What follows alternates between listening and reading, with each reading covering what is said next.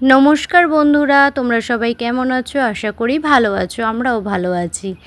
আজ আমি চলে এসেছি দই কাতলা রেসিপিটা তোমাদের সাথে শেয়ার করব বলে। কাতলা মাছ নিয়ে নিয়েছি।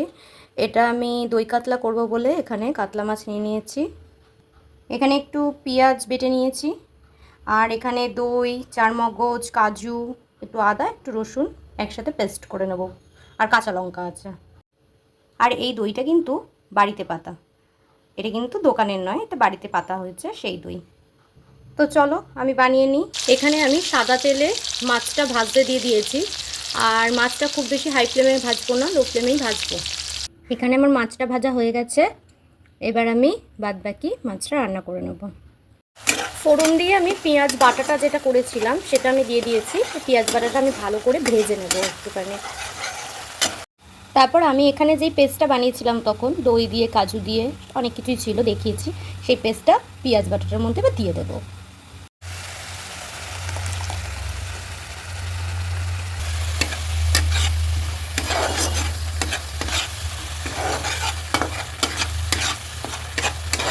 কালারটা কিন্তু খুব সুন্দর লাগছে দেখতে, কালারটা কিন্তু প্রায় চলেই এসেছে, তাই না? দেখে বোঝাই যাচ্ছে। পেস্টটাকে আমি ভালোভাবে একটু কষিয়ে নেব। পেঁয়াজটা ভালোভাবে আমি পেঁয়াজ আর মশলাটা একটু কষিয়ে নিয়ে এবার এর মধ্যে একটু জিরে পাউডার দিয়ে দেব, আর তার সাথে দিয়ে দেব ধনে পাউডার।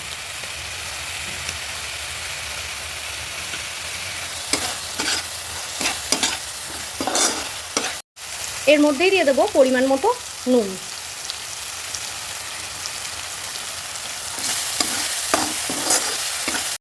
এবার আমি গ্যাসের ফ্লেমটাকে কমিয়ে এটা ভালো করে কষাবো, যতক্ষণ না এর থেকে একটু তেল ছেড়ে আসছে ততক্ষণ আমি এটাকে কষিয়ে নেব। এটা থেকে তেল ছেড়ে দিয়েছে, এবার আমি এখানে একটুখানি, কারণ আগে আমি দিয়েছিলাম ফ্যাটানো টক দই, আবার দিয়ে দেবো। আগে দিয়েছিলাম বলে এখানে একদম সামান্য পরিমাণেই দেব।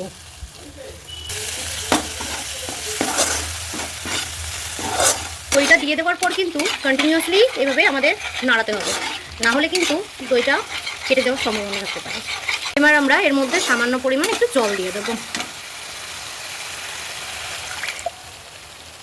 এটা ফুটে এসছে, এবার আমরা এখানে দিয়ে দেবো ভাজা মাছগুলো। মাছগুলো কিন্তু আমি খুব বেশি কড়া করে ভাজিনি।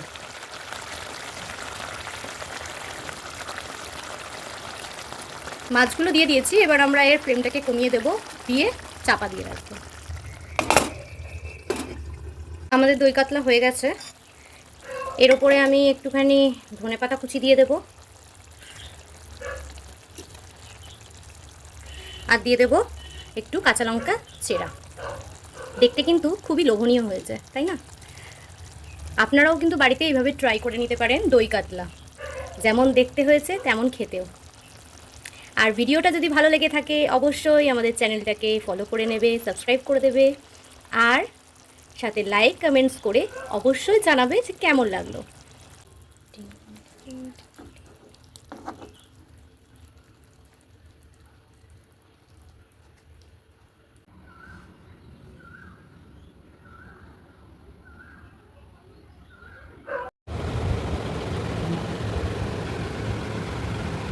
কিরে, কেমন হয়েছে খেতে? সত্যি ভালো হয়েছে?